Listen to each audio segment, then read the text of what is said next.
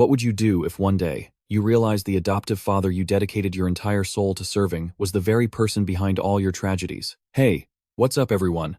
It's your boy HHN Anime back again. Today's story is about Aster, a young boy with incredible talent who was used as a pawn. Fortunately, he was reborn into the past, only to become someone else's pawn once again. But this time, things will be different, because the one who adopts him is his enemy's older brother. Alright, let's dive right into the main story. This handsome young man, beaten black and blue, is Aster, the adopted son of the head of the Elmhem family. They are the most powerful military house on the continent, a family that has dedicated their swords to protecting the royal family for generations. The head of the family is named Roderick Elmhem. He is the only person in the kingdom who possesses 7 wings. During one campaign, after slaughtering everyone and clearing the battlefield, he came across his gravely wounded son standing behind him. Roderick feigned concern and asked about him, but Aster exposed his cruel father's plot, revealing that from the very beginning, he had used his unit as bait for the battle, only to discard them without a second thought after they had served their purpose. Hearing this, Roderick coldly humiliated him. He claimed that was the only value someone wingless like him had. Many years ago, Roderick found him when he was just a baby, barely breathing in a snowstorm. He took him in and raised him. Because of this, Aster did everything he could to repay him for saving his life. But because he wasn't related by blood, he had no wings to show for it, and was constantly mocked by his peers. A wingless boy without even a crest shouldn't dream so big. What they were talking about was the wing crest.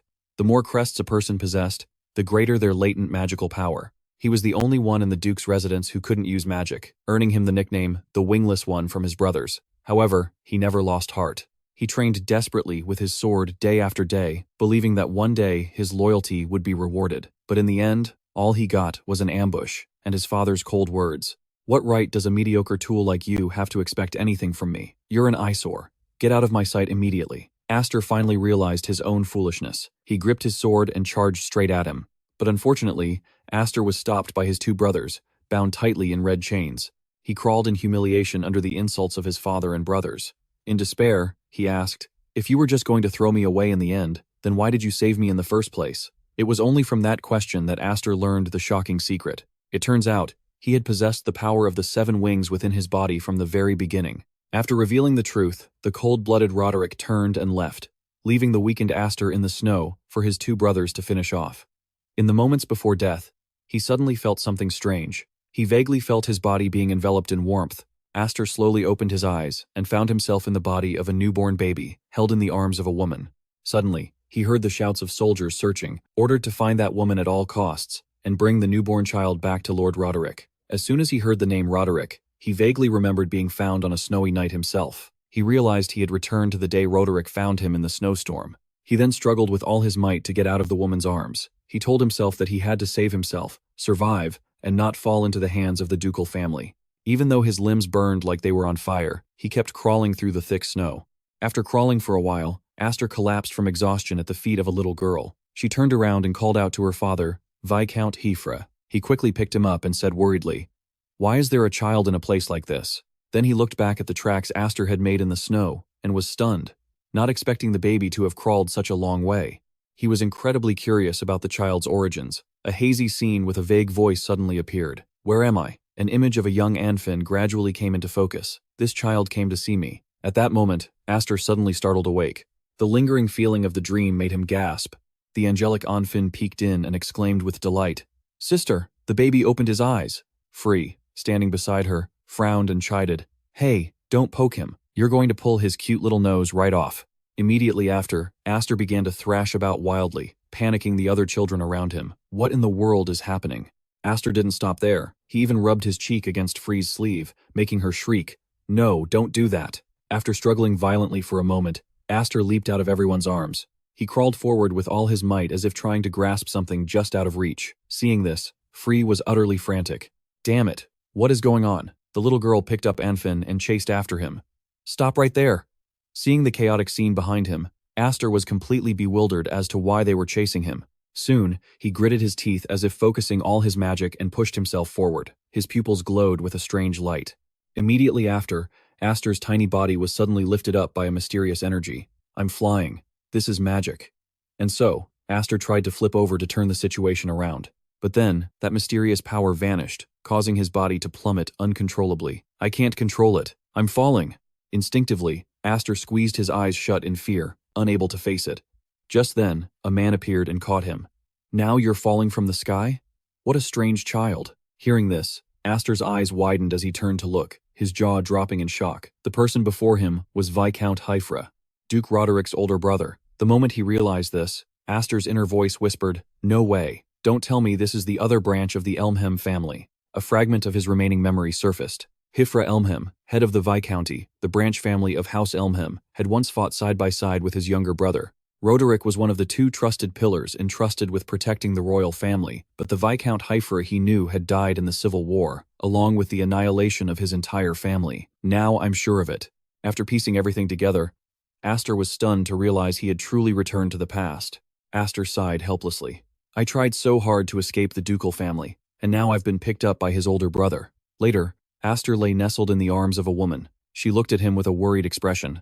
Did the child's magic go haywire, making him fly into the sky? It seemed so. I knew he wasn't an ordinary baby. Then, the corners of her lips lifted into a friendly smile. The woman hugged Aster tightly and comforted him. You must have been so scared. You're safe now. Hearing that, the boy could only stare wide-eyed, not understanding a thing. Hifre, standing beside him, couldn't help but look over and smile. He gently placed a hand on Aster and spoke softly. This child possesses an unimaginable power. Hifre lifted the boy's shirt, revealing the pattern on his back, and declared that this mark was the proof. The woman frowned in shock when she saw the mark. This is the 7 wings. Even Aster himself was shocked to see the mark. Why is this on my body? Just as he thought that, his pupils dilated as if remembering something. He recalled Roderick's words from his past life. What we need is the power of the 7 wings within you. Realizing this, he was stunned for a moment. So, that's it. Aster clearly remembered the scene from that snowy night. To achieve his goal, Roderick had swept Aster up and taken him away. Thinking it all over, he clenched his fists in fury. He only saved me to steal the 7 wings. No wings? What a joke. He ripped someone else's wings off with his own hands. And he still has the nerve to say something like that. The woman suddenly hugged him tightly, filled with worry. Then, she looked at Hifre's face and asked cautiously, "What should we do with this child?" A premonition suddenly washed over him. This is bad. His small hands clenched tightly. I can't let this power fall into the hands of the Elmham family. I need this power to get my revenge on him. Hifre thought for a moment, then decided, I will adopt this child. Those words made the tension in Aster vanish, replaced by a look of utter disbelief. Hifre gently reached his hands out towards Aster. He softly patted the boy's head and noted that, right now, this child was just a fledgling that couldn't fly on its own. Until the day he chooses to take flight by his own will, I will take responsibility for raising him. Hearing this, Aster's eyes widened, as if he couldn't believe his ears. Just then, Matha and Frey suddenly stumbled to the ground. Seeing the children gradually appear, Hifre asked sternly, You heard everything, didn't you? Matha sat up and whispered softly, We were just worried about the child. Seeing this, Hifre could only sigh. Frey eagerly ran to the woman's side. The little girl's mother looked at Aster with an excited expression. What's this child's name? The woman smiled and thought for a moment. Let's see. Then, she lifted him up and named him Aster, the name of a new star, just born into our family. Time flew by, and 10 years passed in the blink of an eye. As soon as they set foot in the school, a man showed them respect. We've been waiting for you, Viscount Hifre. Just then, Aster's mysterious figure emerged from the carriage.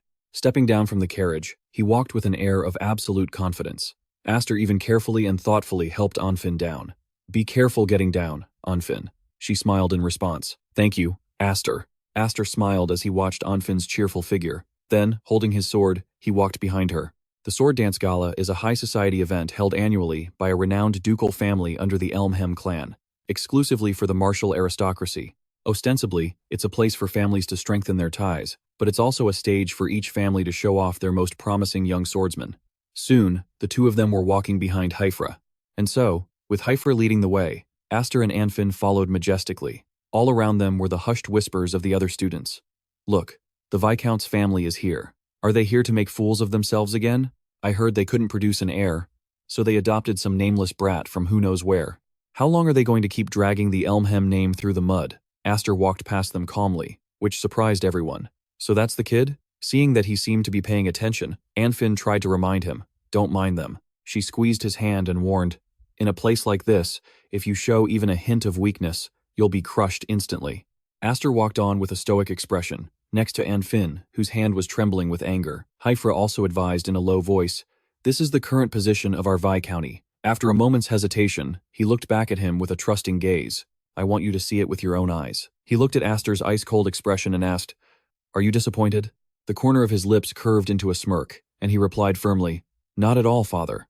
This kind of coldness, it suits me quite well. Seeing his attitude, Hifre let out a proud laugh. Good. In my past life, as the disgrace of the Elmhem family, I had the worst possible debut in high society, a place full of bitter memories. Aster gripped the sword in his hand, his resolve hardening. But now that the 7 wings have returned, I'm different. Aster's gaze narrowed, sharp as a knife, as he stared intently at his target.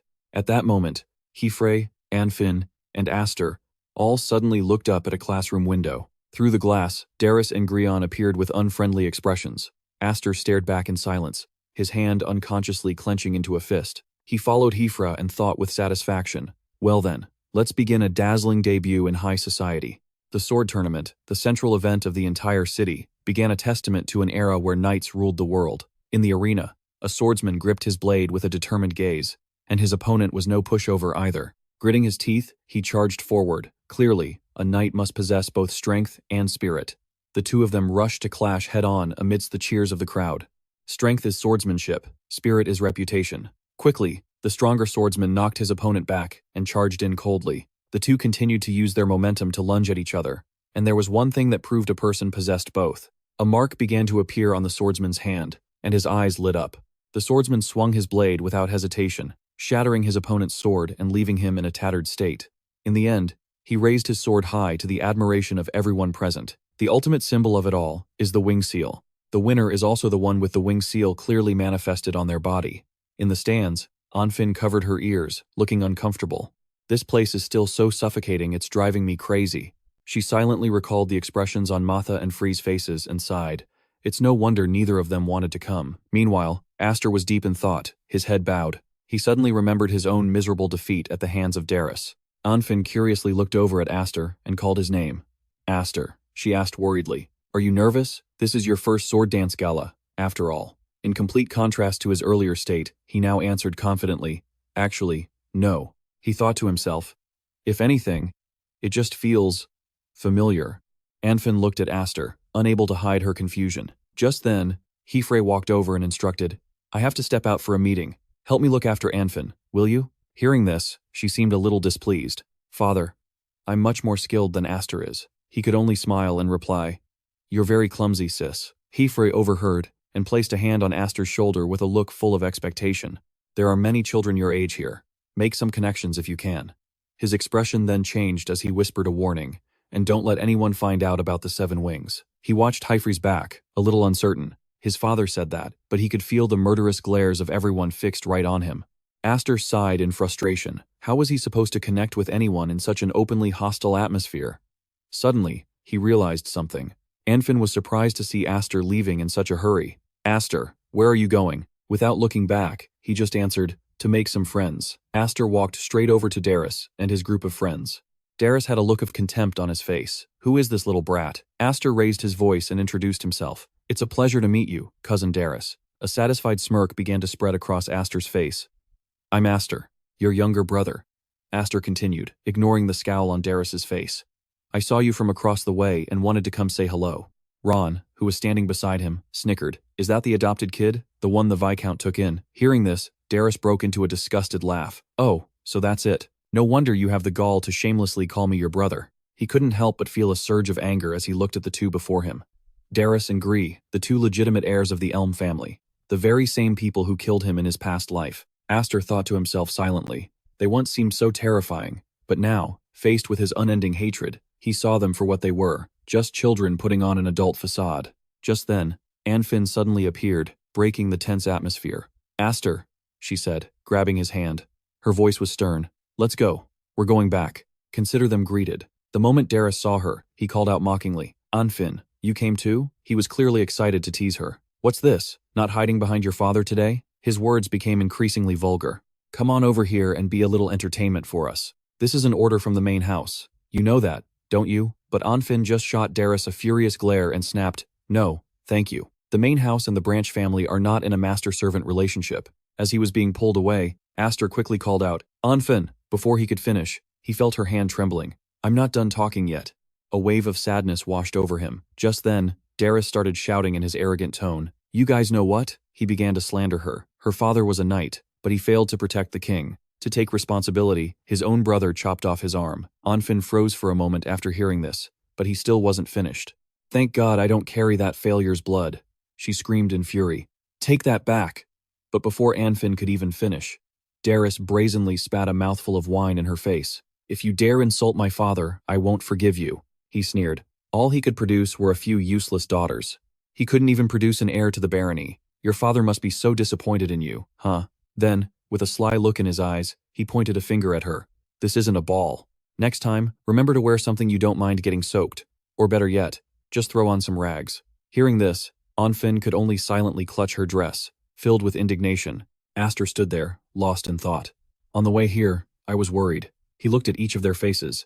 I thought that maybe, when I saw them again, I wouldn't feel angry anymore.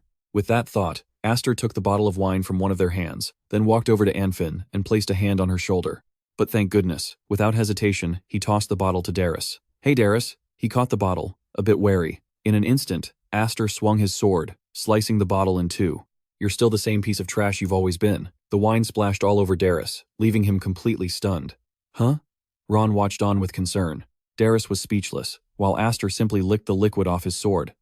It's just grape juice. Then, with the same hateful glare Daris had used earlier, he said, It suits a parasitic noble like you perfectly. Flashing back 3 years, a frantic scream rang out. Stop him, a voice warned Aster. Are you trying to kill your sisters? Stay right there, he commanded in a stern voice. Snap out of it. Witnessing this scene, Hifre was momentarily stunned. So this is the Seven Wings. I never imagined it held such dangerous power. He wondered to himself, can this power truly be controlled?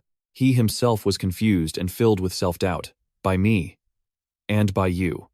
Just then, a subordinate ran into the room to report. Viscount, there's an emergency. The other lords present frowned in annoyance at the sudden intrusion. What is it? We're in the middle of negotiations. The subordinate's voice faltered, and it took him a moment to get the words out. The sons of the main and branch houses of Elmheim. They're in a duel. The moment the words left his mouth, Hifre's face darkened. What? Meanwhile, Roderick's expression was deep and unreadable. Upon hearing the news, he decisively stood up and left. At the same time, Anfin came rushing in. Father, he paused for a moment. Anfin, she asked, what happened? A duke's voice rang out with excitement. Look! Over there! He seemed quite pleased. A battle between brothers of the Elm clan isn't something you see every day. His gaze was also filled with a hint of judgment. Regardless of the outcome, everyone in the room was suddenly overcome with curiosity. The corner of the duke's mouth curled into a smirk. This little sword dance might just turn into a disaster. Down in the courtyard, Daris raised his sword grandly. To dare pick a fight with a ducal family, you truly are a fool. Just some bastard who grew up on the streets. You don't even understand the difference in our strength. The surrounding crowd went wild as they witnessed this. That's a four-winged crest. He really is the heir to a ducal family. They're on a completely different level. He couldn't hide the smug look on his face. Come on, let me see your winged crest. He continued to taunt and provoke him. Or are you too ashamed to summon it after seeing mine? Aster, however, remained strangely calm, showing off such a mediocre pattern. He thought with disdain, I could never do something so shameful. This statement completely infuriated Daris. Not letting his anger escalate further, Aster proposed, if I win, you have to apologize to my sisters. Deal, cousin? Daris readily agreed. Fine, but if I win, you'll be my dog. Daris's eyes were filled with absolute confidence. I'll order you around for the rest of your life. His swift attack was immediately blocked by Aster, but the force was so immense that he was pushed back, kicking up a cloud of dust. Aster's hands gripped his sword even tighter. Daris boasted, This is the power of one who possesses the crest. As he finished speaking, he charged forward like a storm. Seeing this, Anfin couldn't stop worrying. Aster! The spiky-haired Earl thought to himself that Daris's swordsmanship was still amateurish. Looking at the situation now, no matter how poor his technique is, the overwhelming mana from his winged crest is more than enough to make up for it. In comparison, if the mana of one wing is like a candle flame, then the mana sealed in 4 wings is an explosion. The more they fought, the higher Daris's fighting spirit soared. So where is all that bravado now? He kept taunting him. Didn't you say you were going to make me apologize? Or was that just all talk? He roared. Show me what you've got. Watching from above, the blonde-haired duke was a bit taken aback. Is the match over already? The tip of Daris's sword flashed past, but the boy had blocked the powerful attack. This made Daris's eyes widen in utter shock.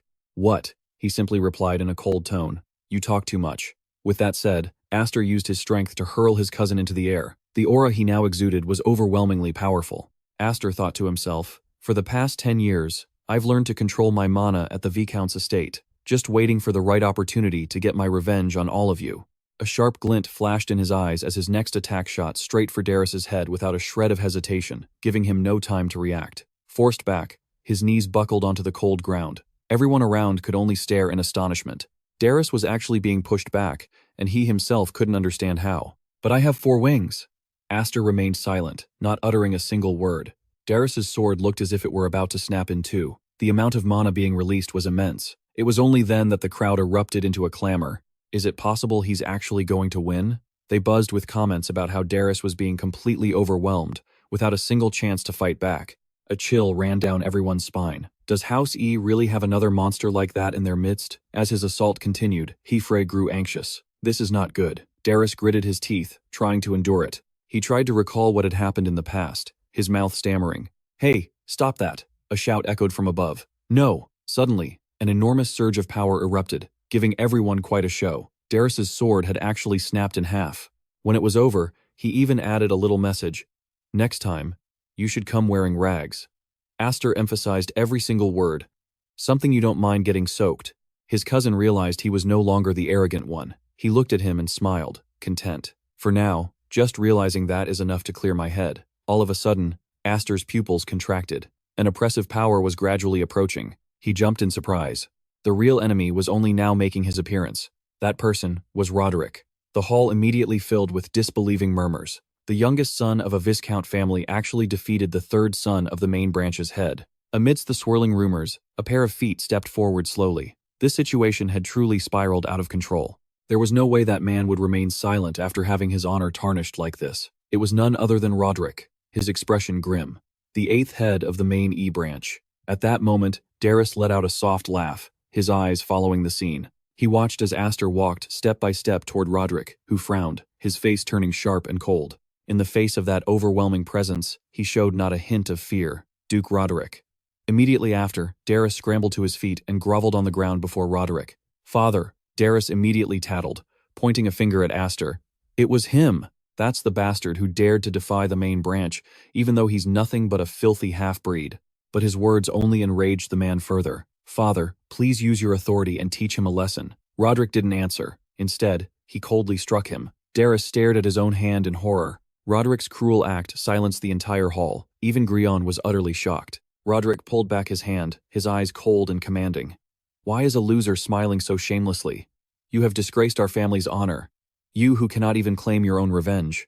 Hifre saw this and shouted in alarm. "No, stop, Roderick." He paid him no mind, raising his hand high. "You are unworthy of holding a sword." The entire room fell silent in an instant. Daris was trembling with fear. Roderick shot him a cold glare, but then his eyes widened in surprise at what Aster did next. "What do you think you're doing?" He remained calm and explained slowly. "My cousin has yet to apologize to my sister." Aster's gaze was firm as he spoke directly. "I ask that you postpone his punishment until after that is done. Uncle." At those words, Roderick's expression grew even darker.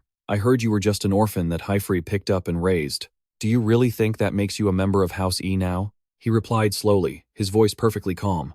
"I am the Viscount's son. While we may not share the same blood, I believe I have learned enough from my father about a knight's pride and a family's honor."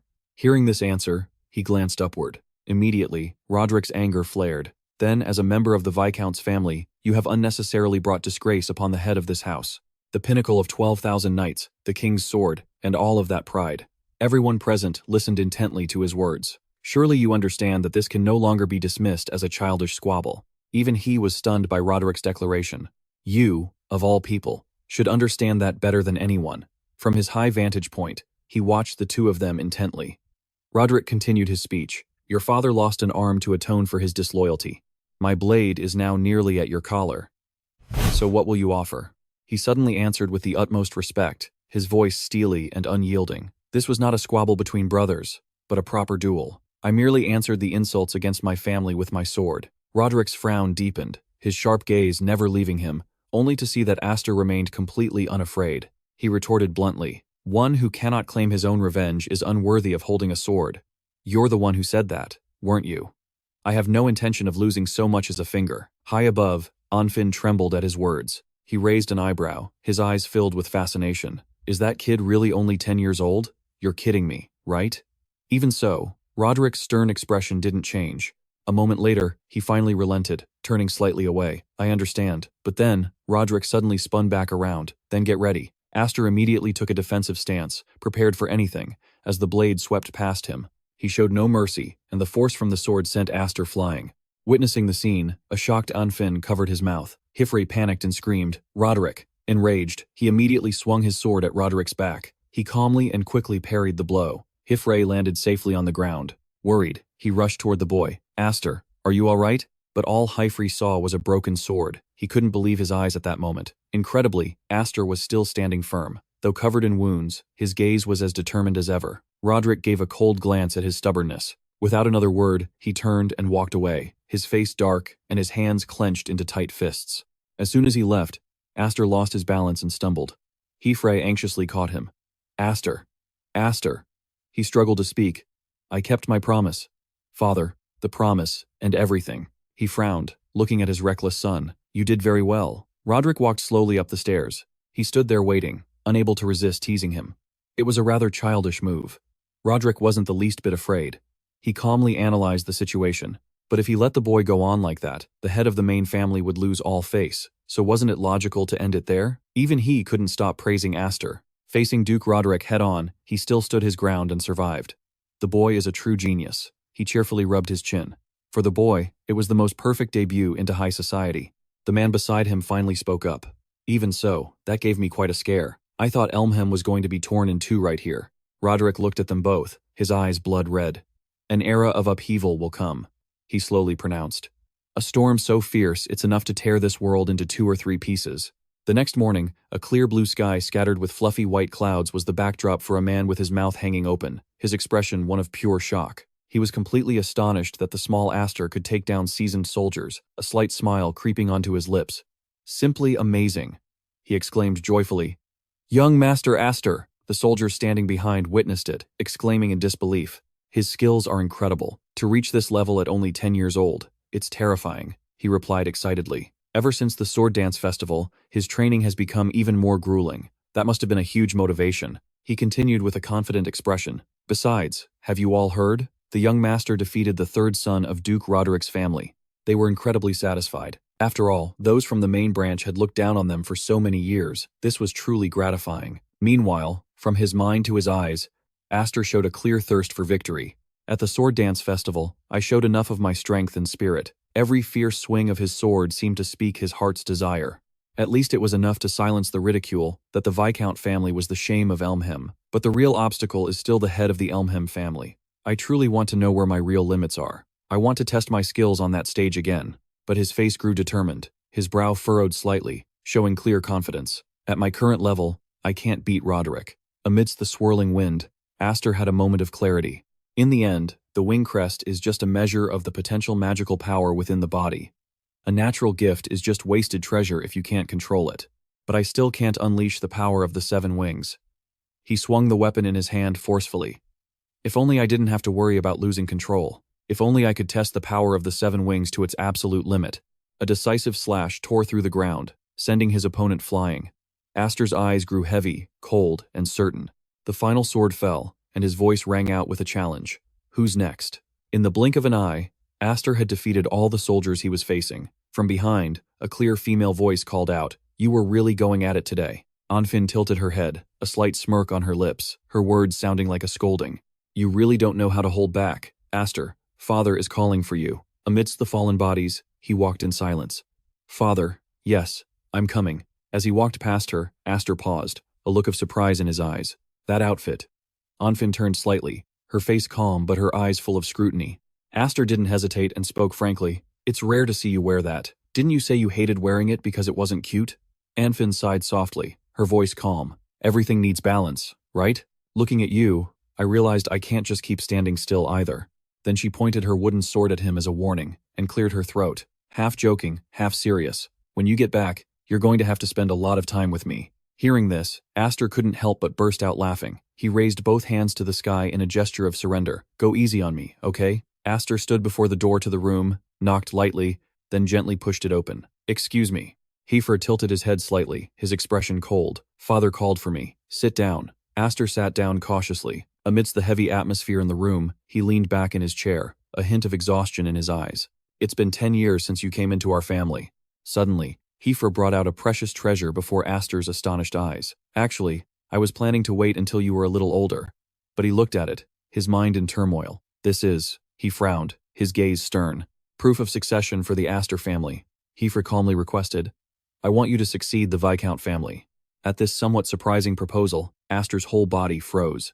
As you know, the Viscount family's position is very sensitive, Hifre explained softly. But despite our flaws, we are still a branch family bearing the Elmhem name, lords who guard this territory. There are many things we must protect. He looked worried. I can't leave the position of future family head vacant forever.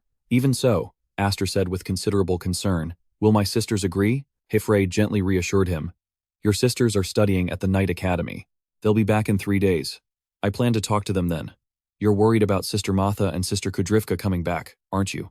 Aster's face darkened. If that's the case, they won't be happy, especially Sister Kudrifka. She'll fly into a rage. He stated clearly. She hates me because I was born a boy and possess the power of the 7 wings. Aster immediately refused outright. I cannot agree to this. His voice carried a sharp, cold edge. I can't even control my own magic. I'm still the child who almost killed his own sister. Aster felt he didn't have the confidence to face his sister's fury like that. Hifre didn't speak right away, but smiled faintly. After a long moment of contemplation, he finally spoke.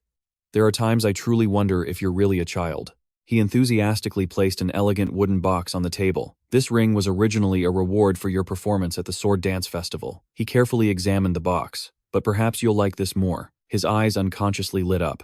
Aster looked intrigued. That is, Hifre explained in a low voice. What's inside is the magic sword, Gram. A blade that consumes magic. A sword that can control the power of the 7 wings. Hifre led him to a forest. All right, this spot should be fine, Aster asked with curiosity. Father, if we're just testing the sword, couldn't we have just gone to the training hall? No, this is just a precaution for the worst-case scenario, he recalled. When you were little, you had a tendency to wreck the house a bit too often. Hifre raised the sword, his gaze serious. The demon sword Gram is a legendary treasure, passed down only to the firstborn son of the Aim family. This sword was originally entrusted to the main house for safekeeping, but I personally brought it here just for you, my son. The glint of steel flashed the moment the blade left its sheath, and Aster's pupils constricted. His eyes widened in shock under the brilliant light. The sword was strangely broken, unlike any weapon he had ever seen. Is this thing a sword? As you can see, it has no blade. A blue aura coiled around the hilt, while a source of deep red energy erupted fiercely, and the sword instantly transformed. But when you pour your mana into it, the red energy gathers, extends, and reshapes with every pulse of mana. The sword will take form based on its master's own power. Mana exploded from the blade, dyeing the surrounding ground red. A vortex swirled amidst the trees, sucking leaves and debris into its center. Hifre held the blazing red sword tightly, his gaze stern. However, if the user lacks sufficient power, the sword will drain them of all their mana. It is a sword with an infamous reputation. The flaming sword stopped right in front of Aster. His father offered, well, want to give it a try? Without any hesitation, Aster confidently gripped the sword. Flames erupted violently behind him, and in his hand, a swirling vortex of mana seemed to answer the call of his own energy pouring into the sword. The mana flared, and a golden light tore through the space. What is this feeling? In the blazing reflection, the red mana churned like a living creature. Is my mana flowing into the sword on its own? A red beam of light shot straight up into the sky. Something had officially been unleashed. Their faces paled. What was that light just now? Was that a meteor falling from the sky? No, you idiot. It was the opposite. Something just shot straight up into the sky. Amid the chaos, Onfin just watched them quietly from behind. Something? What do you mean? It didn't take her long to guess the source of that light. It must be Aster. He tightened his grip on the sword, his golden eyes glowing with excitement. This sword is truly unbelievable. Hifre's gaze wavered slightly. The unbelievable thing here is the sky, swirling into a gigantic vortex, the wind and clouds merging as one. That is your power. A power that transcends the limits of our entire family, and now, it exists within you. The bearer of the mark of the 7 wings. Even searching the entire bloodline history of the EM family, there has never been anyone like you. One day, you will become a swordsman who far surpasses me. If you master that power completely, one day you will become a swordsman who far surpasses me and my 6 wings, and even surpasses Roderick. A thought formed in his mind. I will surpass him. His hand tightened on the hilt, light glinting on the blade, but with great power always comes conflict. From his back, golden wings made of mana spread brilliantly. If word gets out that you possess the 7 wings, the greater your power, the more dangers and enemies you will attract. Some will be envious, some will be resentful, and there will be those who plot to use you for their own purposes. And there will also be those who want to eliminate you as an obstacle. Hifre's hand reached out to him, so that when that time comes, you won't have to regret your own powerlessness. He held out his hand under the sunlight, filtering through the leaves. Become strong, starting now. Aster clenched his fists. That's right. I won't live a pathetic life like my last one again. Aster looked up, his eyes filled with determination. Thank you, father. I will master the 7 wings and this sword. The whole family stood together outside the main hall. 3 days later, welcome home. At the gate, Kudrifka strode forward with great energy.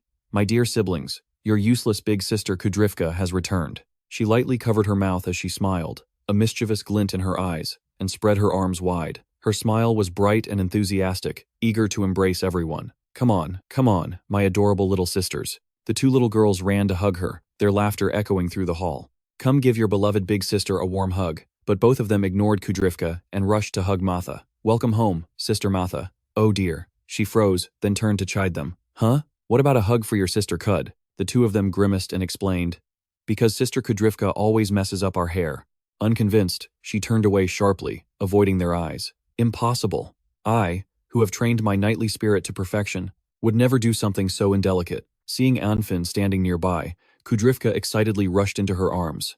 Anfin, have you been a good girl? She asked, hugging and patting Anfin's head. Why did she come over to me? Kudrifka looked around and, noticing someone was missing, asked, Huh? Where's Aster? Hifre said hesitantly. Ah, if you're asking about that boy. The moment she heard his name, her expression changed. A terrifying light erupted from the other side of the forest. Aster was training frantically to control the sword. This mystery. He gritted his teeth, sweat dripping from his face. Damn it, still not working. He focused on the mana he had just created and considered it carefully. I can shape the sword with my mana. But this is as far as I can control it. Aster relentlessly continued to practice, trying to understand the principles of this sword. He wondered, how can father control it so effortlessly? Suddenly, Kudrifka approached, her tone mocking. Quite the show-off, aren't you? Aster asked, surprised. Oh, you're back? You didn't even bother to show your face to greet your big sister who just came home. She narrowed her eyes, her tone teasing. Isn't that a little cold?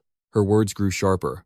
Are we not even worth your time? Or is it because you think you're special? I heard all about what happened at the sword dance tournament. Even the Knight Academy is talking about you. Father must be so proud. Yet, Aster remained calm in his response. On the other hand, as for you, I've heard that even though you're still an apprentice, you've already achieved countless outstanding merits on your missions. Pinned to Kudrifka's uniform was the Knight Academy's medal, and she was the only one to receive this year's honorary Knight's medal, the Platinum Medal. She said confidently, Of course. How else could I inherit father's position? Her gaze gradually hardened. I heard you refused the right of succession? Aster anxiously tried to figure out how to handle the situation. Is she trying to warn me? Father already told her.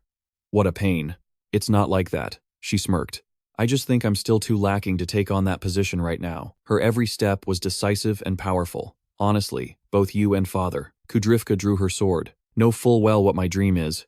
Yet you're so cruel. What? What are you doing all of a sudden? He watched her intently, unable to hide the worry in his eyes. She decisively chopped down the tall tree next to her, sending it flying powerfully towards him. Fortunately, he managed to dodge in time. A look of pure shock appeared on Aster's face. What are you doing? Kudrifka suggested coldly. Let's see now. It's been a while. Let your big sister test your skills a little, shall we? She slung the sword over her shoulder, looking confident. For my next attack, I'm going to be serious. In contrast, a worried Aster hurriedly tried to stop her. Wait, Kudrifka, this sword isn't finished yet. But she didn't believe him. Can you make the same excuse when you're facing an enemy on the battlefield? Aster let out a loud laugh. An enemy? Kudrifka lowered her stance, her eyes filled with a desire to take him down. A knight must always consider themselves to be in the middle of a battlefield. If you keep holding back, I'll crush you. Understand? He grew worried. This is no joke. Watching her charge at him with her sword drawn, it took all his effort to keep his own mana from exploding right then and there. His eyes turned cold, but he had no other choice. If he didn't, she really would. He struggled to block the powerful blow, fearing that Kudrifka would actually kill him. The entire forest immediately fell into chaos as the scenery blurred. All he could see was Kudrifka relentlessly pressing forward. Her swordsmanship is as sharp as ever, huh? I'm surprised you can keep up with my blade, especially since I've elevated my skills at the Knight Academy, she continued. But what in the world is that half-baked swordsmanship? Kudrifka swung her sword powerfully, sending Aster staggering back. Your mana control is a complete mess. He tried to land safely on his feet. Aster couldn't believe it and immediately shouted. Kudrifka still isn't showing any mercy. He was suddenly lost in his memories. She's always been like this, just because I'm the only boy in this Viscount's family with the right to inherit. Aster recalled his experiences from when he was little, and because she's a special existence, possessing a wing crest superior to anyone else in the family. He also remembered a time when Kudrifka had hunted him down, a sister who was like a storm, always finding an excuse to call him unfair and challenge him. But just as Aster was lost in thought, she vanished. To be blunt, she's my nemesis. A voice suddenly rang out, startling him. That's just like you, Aster. Kudrifka had suddenly appeared high above him. She swung her sword with all her might, her sharp voice ringing out. You are not worthy of becoming the next head of this family. Elsewhere, Matha calmly looked out a window. Father, is it really all right to leave those two like that? She asked worriedly, looking intently at her father. In the worst-case scenario, this sibling squabble will end with a corpse, you know. However, their father, Hifre Elmhem, showed no signs of worry. In their own way, they are excellent rivals for each other. It might be a bit reckless, but it won't lead to such a tragic end. Matha frowned slightly. I hope you're right, father. Then she slowly approached, getting back to the main topic. Father, why did you call us back from the Knight Academy? Surely it wasn't just to discuss the succession, was it? Hifre Elmhem gently took something out of his desk drawer. That's right. Matha was genuinely stunned, unable to believe her eyes. The item he took out was a letter. A summons from the Elmhem family. It seems the elders of the main family want to see their grandchild with their own eyes. She looked down and gently rubbed her chin in thought. This is indeed a serious problem. Hifre Elmhem's face grew stern as he glanced over. In the worst case, he slowly stated, the worst case scenario. We might lose. Meanwhile, Aster was trying to fight back. Stop talking nonsense. I've already refused the inheritance. You heard me, didn't you, Kudrifka? However, Kudrifka didn't let up in the slightest. And that's exactly what's pissing me off. She decisively swung her sword at Aster. So heavy, he marveled to himself. It feels like I'm fighting a troll with a sledgehammer. His hand suddenly made a light, agile turn. The move caused Kudrifka to lunge forward. He swung his sword high and shouted, Will you just listen to what I'm saying? In response, she was completely unfazed. You're just running away, aren't you? Kudrifka calmly swung her sword with conviction. The immense force sent him staggering, his back slamming hard against a tree. What is this monstrous strength? Her blade continuously gathered mana on its own. Just swinging a sword makes you third-rate. Kudrifka calmly passed judgment. Controlling your mana makes you second-rate. She stood there and continued. Only when you've mastered the way of the mana sword can you be considered first-rate. Her eyes couldn't hide her disgust. How disappointing. Kudrifka slowly began to explain. The difference in our wing crests directly reflects the amount of mana we can contain. They say a difference of one wing means a threefold increase in power. She then held up 2 fingers. In other words, in terms of magical firepower and physical strength, my second rank 5 wing is completely inferior to your 7 wing. Kudrifka's voice held a hint of mockery. And yet, you avoid a direct confrontation with that cowardly swordsmanship you favor. She smirked, a mischievous smile playing on her lips.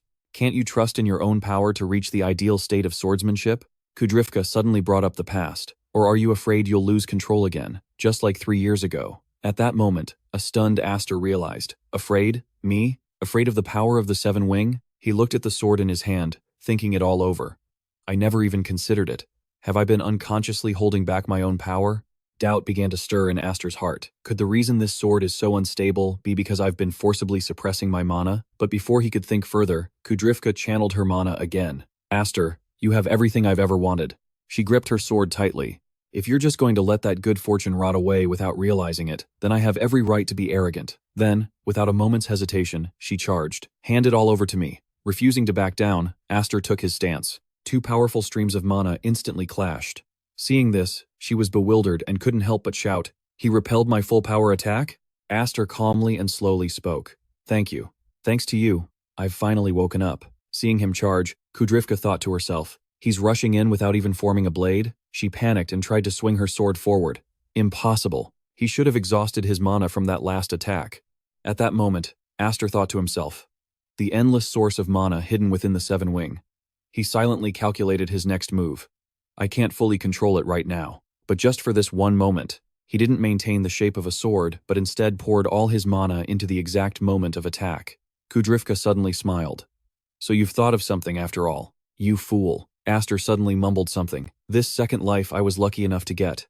A strange mana crest suddenly appeared behind him. I absolutely will not waste it. And that goes for this power too. Aster remembered the things that were important to him, both the sword and the family. Everything. No matter how much I obtain, it still feels like I have nothing. Those words left Kudrifka stunned. A second life? The dense mana he had gathered. That's why Aster aimed directly for her sword. His sudden disappearance made Kudrifka suspicious. Then she murmured, the sword vanished, as if it were someone else's. Aster whispered softly, I won't hold back anymore. Only then did Kudrifka feel that something was off. She startled, her eyes widening in astonishment. Stunned, Kudrifka slowly spoke, Is this my room? A voice suddenly rang out. You're finally awake? She immediately replied, Matha, I really overslept. Kudrifka abruptly sat up. Right after, she thought back, trying to remember, what on earth happened in my match with Aster? However, Matha cheerfully explained that Aster was the one who carried her here, pulling back the curtains as she spoke. He said you fell asleep right in the middle of the match. He also said it was probably because you were tired from the long journey. She glanced at her sword. That's not right, Kudrifka thought to herself, her mind filled with doubt. In that final moment, I thought I was going to be cut down by Aster. She couldn't help but marvel at what had happened. But in reality, right before impact, Aster had dispelled the blade of magic. Even Kudrifka herself could feel it. Only the remnants of that magic had brushed past her body. Thinking about it, there's no way Aster would kill his own sister. She couldn't suppress the suspicion in her heart. But in that exact moment, I truly thought I was going to be killed. Kudrifka suddenly smiled. He really is the most annoying little brother, even though he's so much smaller than me. Then she suddenly grabbed her sword. Matha. Is Aster going to another match again? Kudrifka aggressively threw off the blanket. I won't accept that match, she insisted. This time, I'll go all out from the very beginning. Matha suddenly interrupted. If you're looking for Aster, he's already left. You know that. That sentence left her completely stunned. She calmly explained that a summons had arrived from the main house, specifically for Aster. So that's what that business with father was about earlier? You didn't know? Her face now showed extreme confusion. She yelled in a panic, I never heard anything about that. At that moment, a horse-drawn carriage was speeding down the road. Aster remained calm, gazing out the window.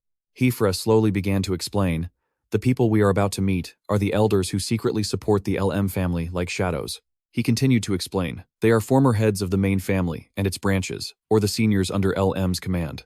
Those who still hold immense influence, even after retiring from the front lines. The rulers of the shadows. Then, Hifre sighed worriedly. Those elders. Ever since I adopted you, they've never shown the slightest bit of interest, yet now they summon you at a time like this. However, Aster just calmly turned his head. It's probably because of the incident at the sword dance festival. He softly recounted what he knew. The old men of LM value the family's reputation more than money, honor, or even their own lives. So I've heard, and those who tarnish that reputation are thrown into a beast's cage and fed to them. As soon as he finished, Hifre looked at his son with concern. Aster, where did you hear those rumors? He explained awkwardly. Just, somewhere. In any case, I'm already prepared to be executed or exiled. His father frowned, staring intently. Are you really okay? Going out without any escort? But Aster replied with extreme calm. It's fine. I was originally planning to leave right when my sisters arrived. He smiled, gently turning his head, especially Kudrifka. If the person she hates isn't around, she'll finally be able to spread her wings and fly freely. Then, Aster lightly touched his sword. Thanks to Kudrifka, I've begun to see how to master this sword, Graham. He frowned, gripping the sword tightly. I feel like I can draw out more of the Seven Wings' power than before. So, no matter what happens to me from now on, please don't save me. Aster continued. I'm prepared to survive on my own. Hifre's brows furrowed even more. Aster. But an unexpected voice rang out. Survive on your own? The youngest one is acting all high and mighty. Aster was startled by the voice. He was so shocked he couldn't believe his eyes. Outside the window, Kudrifka had suddenly appeared. Kudrifka, what are you doing here? She paid no attention to Aster's words. Wait, don't tell me you ran all the way here. Kudrifka calmly climbed inside. Isn't this cruel? Leaving quietly without saying a word to your older sister, she said resentfully. I heard everything. You've been summoned by the grand elders of the main house, right? Even Matha and I have never been summoned, not even once.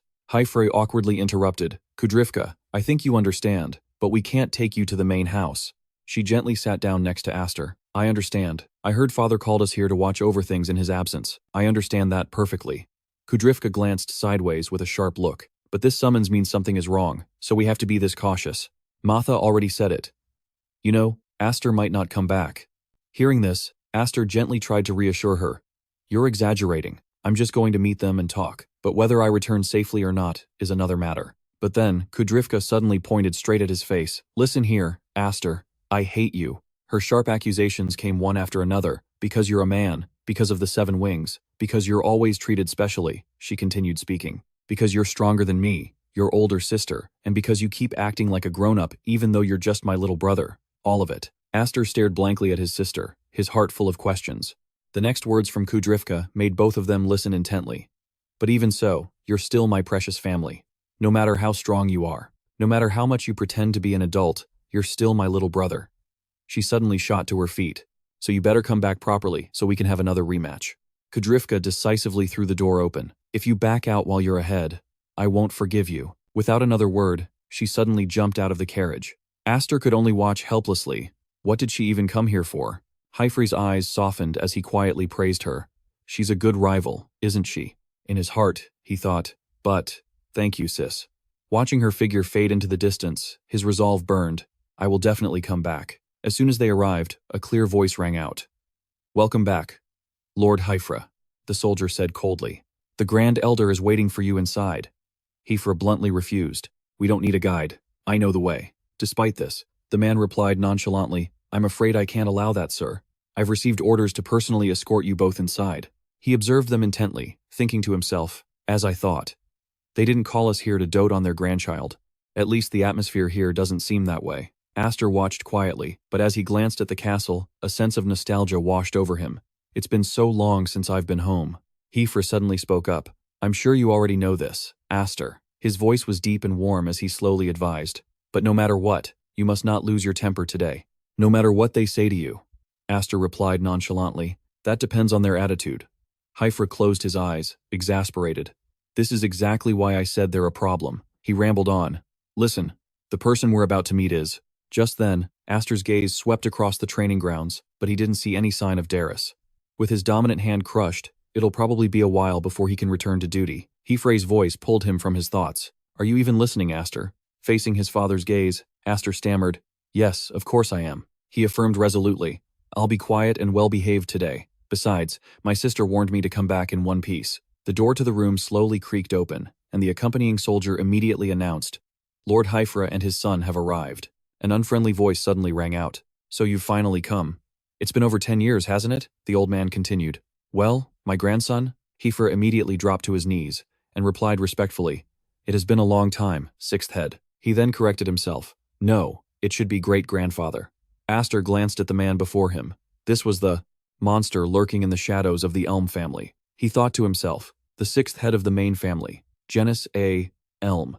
Aster's eyes immediately scanned the room, and he guessed the rest were all high-ranking figures under the Elm family's command. He calmly looked at each person, recognizing a few faces from the sword dance festival, but a name suddenly flashed in Aster's mind. Isn't Roderick here? As if reading his mind, Genus spoke up. He's not here, brat. The old man slowly explained that he was the knight commander, serving the royal family directly. Leaning on his cane, Genus continued. He doesn't have time to bother with trivial matters like this. That's why these old men are helping him handle internal administrative issues. Aster frowned, glancing at the old man. In my past life, I never even had the chance to meet him, so I don't really care. He silently considered all the possibilities. But to gather this many officials without the presence of the current family head, for a retired man, he seems to still hold a lot of power. Then, he suddenly spoke up. And what exactly are these trivial matters? Genus replied calmly. You've probably already guessed, haven't you? There was a hint of mockery in the old man's voice. I heard your little pet caused quite a scene at the sword dance festival. Anxiety washed over Aster. It was just as he thought. Faced with the accusation, Hifre calmly spoke up to defend his son. Regarding that matter, the current head, Roderick, should have already resolved it himself. However, the elders present began to sneer. That was just a show for the public. It doesn't change the fact that the Elm family's reputation has been tarnished. All their venomous words were immediately directed at him. Adopting a child of unknown origin into the family was a mistake from the very beginning. We could have turned a blind eye if he had remained harmless, but once he dared to bare his fangs at the main family, it's a completely different story. There's no other choice but to expel him. And of course, you won't escape a fitting punishment either, Lord Hifre. Standing beside him, Aster couldn't hold back any longer, and immediately retorted, "Wait, I was the one who did everything." He tried to explain the situation clearly. My father had nothing to do with it. However, Hifre just shook his head slightly, signaling for him to stop. Seeing this, Aster froze, the words catching bitterly in his throat. Without any mercy, Genis continued his criticism. "It seems your method of discipline is severely lacking. Allowing a child to interrupt a conversation between adults?" The old man slowly stood up. "We command over 12,000 knights," Genis continued. "We carry the weight of the Elm name on our shoulders. However, the knights are not a unified bloc." At Genis's words, everyone around them shot them contemptuous glances. There are countless others, watching from the shadows, waiting for a chance to seize the highest position. The old man droned on. "Of course, that includes some of the people in this very room." Finishing his sentence, Genis slowly approached. "We simply want some peace of mind. We need proof that you are not a threat to the Elm family." He coldly raised the hilt of his sword, placing it right in front of Hifre's face. Hifre stared, bewildered, as Genis coldly brought up the past. "You remember, don't you? When you failed to protect your master and shamelessly dragged the Elm family's honor through the mud." The old man made a cold proposition. "In this very room, you allowed Roderick to sever one of your arms." With an ice-cold gaze, he issued a commanding order.